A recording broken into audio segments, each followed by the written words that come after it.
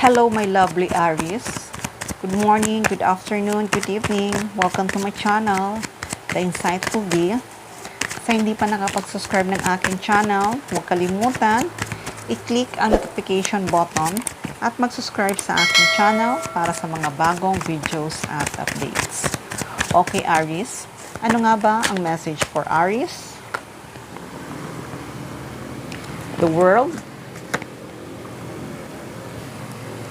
Temperance, Page of Wands, the Knight of Pentacles, the Fool, the Moon, Three of Swords, and Three of Wands.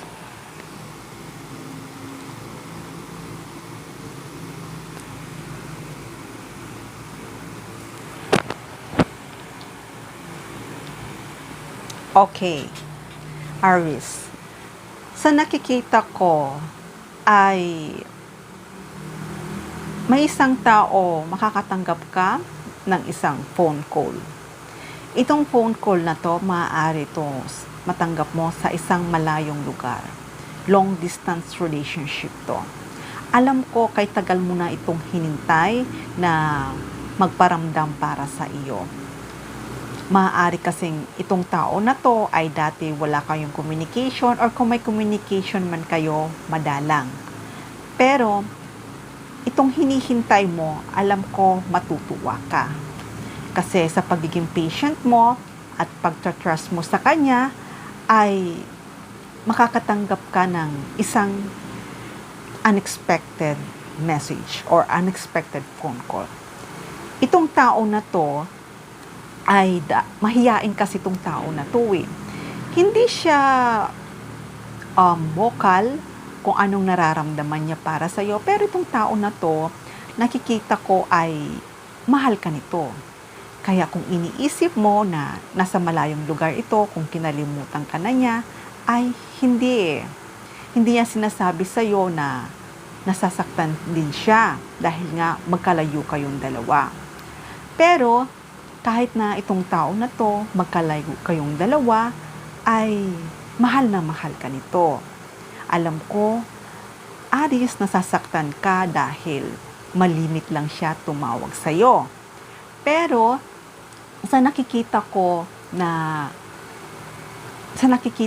itong tao na to ay handa na to.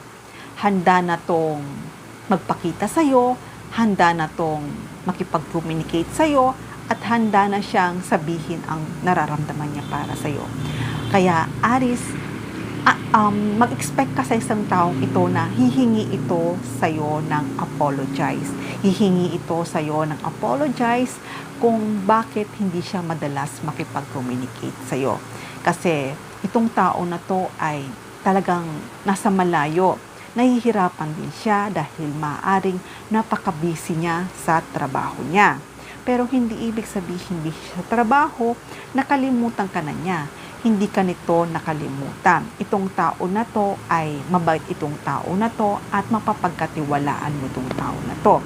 Kaya, Aries, itong tao na to ay handa na to makipag-communicate sa iyo. Kaya kung nagkikita man kayo sa kung ano mang mayroon kang social media, kung nagkikita man kayo, pero itong taon na to ay gusto niya nang makipag face-to-face para sa iyo. Dahil itong tao na to kasi habang tumatagal ay nasasaktan siya dahil itong tao na to ay mahal na mahal ka niya. Akala mo itong tao na to, okay lang sa kanya na magkalayo kayong dalawa. Hindi. Dahil itong tao na to ay mahal na mahal ka nitong tao na to. Hindi ko alam, Aries, kung anong ginawa mo sa isang tao na to.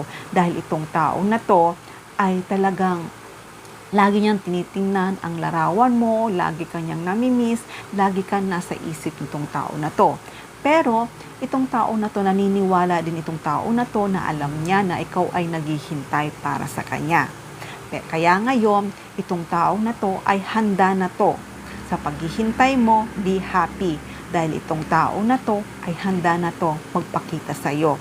At handang-handa na. maaari din itong tao na to, isurprise ka nito, hindi niya lang sinasabi sa'yo. Hindi niya lang sinasabi sa'yo, nakabili na siya ng ticket or nakabook na siya para kayong dalawa magkita. Kaya kung anong man naramdaman mo, kung anong man naranasan mo, na sakit at alungkutan na wala sa piling nitong tao na to, kung hindi mo mayakap, kung hindi mo makita, or kung madala ang communication mo, be happy. Kasi itong tao na to ay may isang sikreto. Itong sikreto na to ay handa na siyang magkita kayong dalawa. Kasi itong tao na to ay hindi niya na kaya na hindi kanya makasama, hindi niya kaya na hindi kanya makita. Kaya Aries, itong tao na to ay handa na to na mag-travel, handa na to mag-travel papunta para sa'yo. Kahit noon hindi siya makapag-travel dahil maraming ginagawa at hindi busy siya, or kaya naman may mga task niya na hindi pa nagagawa, pero itong tao na to ay sa pagkita niyong dalawa, mag-offer to ng apology, maaaring mag-offer din to sa'yo ng mga gift, or kung hindi naman, kasi itong tao na to ay talagang nasasaktan siya na magkalayo kayong dalawa. Kaya Aries, itong tao na to ay handa na to na magkita kayong dalawa. Kaya yan na pagiging patient mo ay alam ko magiging masaya ka. Dahil itong tao na to ay tatawag ito sa'yo, at kung hindi naman tatawag ito sa'yo, malalaman mo na lang kung saan kayong dalawa magkikita. Dahil itong tao na to ay handa na tong magpakita para sa'yo at sasabihin ang totoong nararamdaman.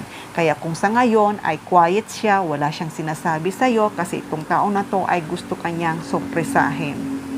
At excited na siya na kayong dalawa ay magkasama. Okay, Aries, hanggang dito na lang muna ang mensahe na to. Love and peace. Mwah.